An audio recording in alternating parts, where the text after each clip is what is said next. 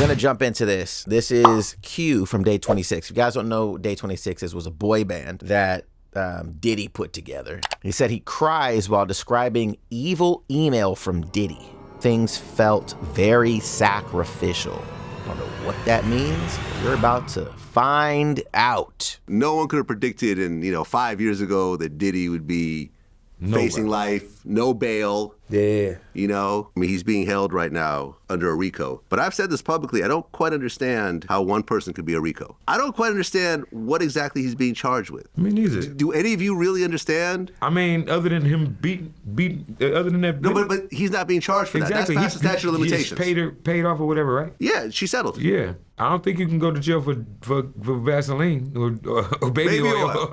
Yeah, but now you got baby oil back on the shelves again. Yeah. You know what I'm saying? Yeah. He hasn't been buying out the world supply anymore. Something is going on here. I think at times people look at the Diddy case and they just hear the things that sound crazy, like the whole baby oil thing. He's like, you can't go to jail for baby oil. It's like, that's not why he's in jail. They just found 1,000 bottles of baby oil. That doesn't mean that's the reason why he's in jail. That's just something that people started to run with because it sounds so ridiculous that he had 1,000 bottles of baby oil in his house.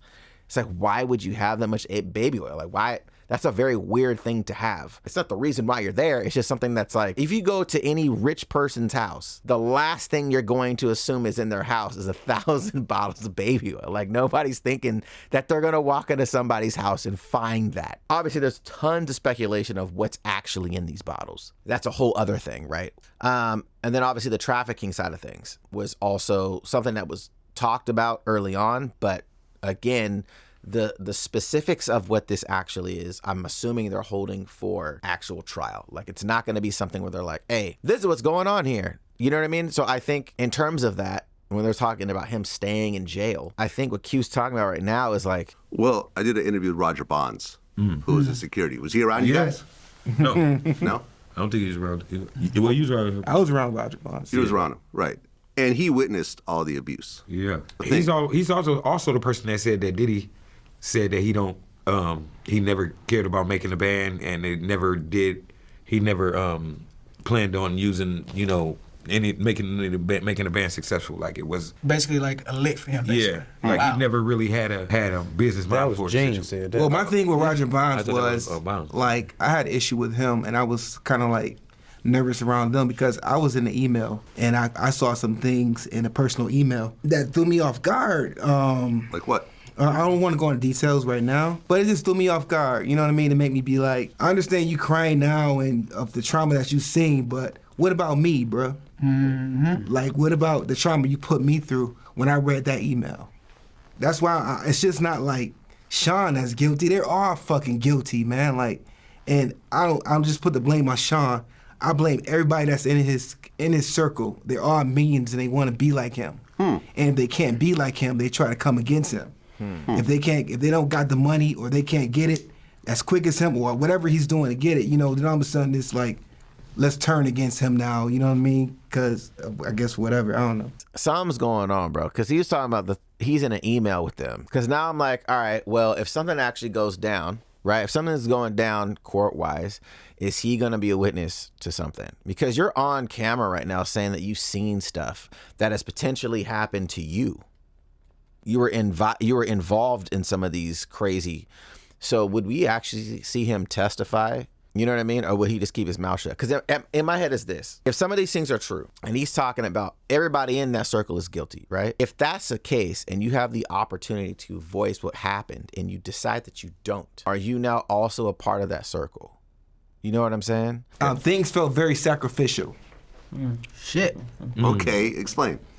I can't. And I don't want to sound like I'm a conspiracy person too. You know what I mean? Because I'm not. When you're under a power, man, it's just I can't go into details now, but sir, like I'll tell you, it felt like some sacrificial stuff was going on, man. Like it felt very scary and weird to where I ran to get help. I ran to my doctor. I spoke up with my family. I spoke up to people around me because I was like, if this is true, and I'm caught missing or dead or something, I want you guys to know facts and the truth of what I'm going through. Did you have this conversation with the rest of the group? Yeah, they know. So when you guys heard this, We was in tears. Like, oh, yeah. wow. In tears. Real, I love my brother, what's going on, tears. Like, I got to get an injection in my arm every month for mental health now for the rest of Really? my life. What's the They diagnosed me as schizophrenic and bipolar. The same thing, kind of like what Fred said he was going through. But it's just, I didn't experience suicide thoughts. I experienced other thoughts of being harmed and stuff. I really lost myself for years. And I don't cry about this no more because I'm stronger. But it's like I was going crazy, bro, trying to figure out what is going on. And the things that I was feeling are coming to light now, and I'd be like, whoa, that had to be God, intervening and removing me from that situation because it could have got really, really bad. Yo, that shit is OD. I mean, again, this is what I'm saying, where it's like, all right, if some things like this actually been going down, this man is really going through all that. If something pops up where they start asking questions for people to come out and testify, in my head, I'm like, you have to. And you saw some things or had some questionable thoughts about what was actually going on here because some things were out of pocket or weren't aligning with what was going on, or you had a really strange feeling about stuff based on what you were seeing or reading. Such an interesting concept, to wrap your head around, and what that is now causing this man in terms of his mental is crazy. I would have never thought all right, going through something like that may have not been physical, but the potential threat of something is actually causing you now to be going through a mental episode. Not good, bro. I'll give you guys a minute. And I guess if this would never came out, I still would have been secret about it. I wouldn't just snitch. Yeah. Cause I'm not no snitch. I was gonna just deal with it. And I don't know why somebody that evil would. She broke my glasses. I don't get it. I don't know why somebody would do that to a talented, passionate people. Yeah. We talented, passionate people. I don't understand. No, it's okay, bro. I don't understand why someone would sit down and think about hurting someone. I don't know. This is what I'm saying. I feel like culturally, some of this stuff, we gotta start changing this shit. See, I don't want to say anything. I'm not no snitch. Right. You're not affiliated. You're not, you know what I'm saying? You are a bystander. You are a civilian, low key, right? And you not saying nothing because you don't want to be perceived as a snitch. And I understand when you're in a scenario, sometimes it's easier said than done, especially hindsight is always 20/20. Oh, you should have done this, da-da-da. I'm not saying that what he had to try to make a decision on wasn't a difficult decision to make. But when you immediately are oh, I'm not a snitch, that connotation already out the gate, I'm like, damn, I've heard this from so many people throughout the years of not saying something because they don't want to be perceived as oh, you told on me. It's bro, this person is out of line. This person's out of pocket. What are we talking about right now? And this person just keeps on doing this shit to people. And nobody says anything. So it's just reinforcing to this person that I can keep doing this. Ain't nobody gonna say nothing. I'm gonna do whatever I wanna do. And I think in this regard, it's one of those things that I think, especially in Black American culture, that's something that's gotta shift. It's the most ridiculous shit to me.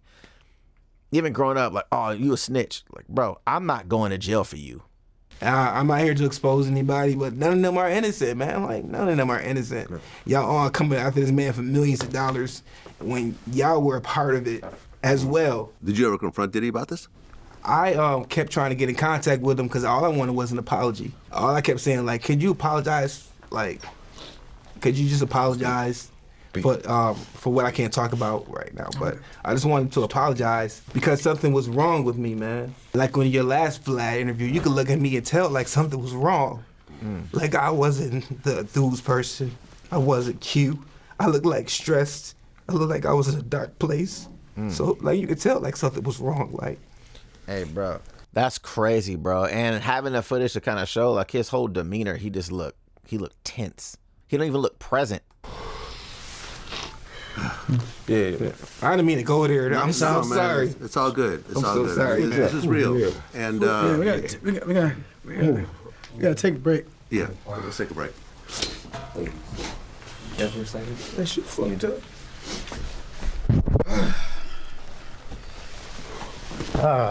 Okay.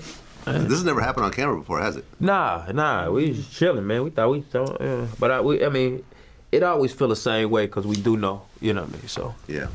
So whenever you want to express yourself, Yeah, no, it's all good. Take as much time as you want, man. All right, so interesting, bro. Interesting. That's such a crazy topic to even talk about on camera, but like, obviously, they seen and heard some stuff because, like, for what he's talking about, it's really vague to us on camera. He's being vague about what's going on, but for all of them to have this reaction, it must be bad. You know what I'm saying? Like, whatever it is that happened to Q must be bad, bro, because of the fact of how they're reacting to it. It wasn't like, oh, tears came down, wipe, we're good. It kept happening. It was a constant readjusting. Give me some tissue. Still trying. Hey, I need to get up, man. Come sit back down, get back up. I'm still not. It must be bad. It must be bad, bro. Let me know your guys' thoughts about this. Like, I know everything right now is speculation in terms of what's going on, but hearing this type of stuff, I'm like, dude, what could it be? You know what I'm saying? Corby said facts for how he didn't even want to say anything and trying to change the subject, but still in the air, bro. Like, they know something's up. They're like, nah. They know what happened. But he even said he can't talk about it. So I'm assuming that there's already lawyers and stuff in the situation right now and all of that. And for him to just want an apology is crazy. I want an apology. And I'm like, that's all you want? I'm not saying like you need money, but you just want an apology? Man, let me know your guys' thoughts though in the comments, how y'all feeling about this. Q, day 26. That Diddy situation that's a wild situation, man.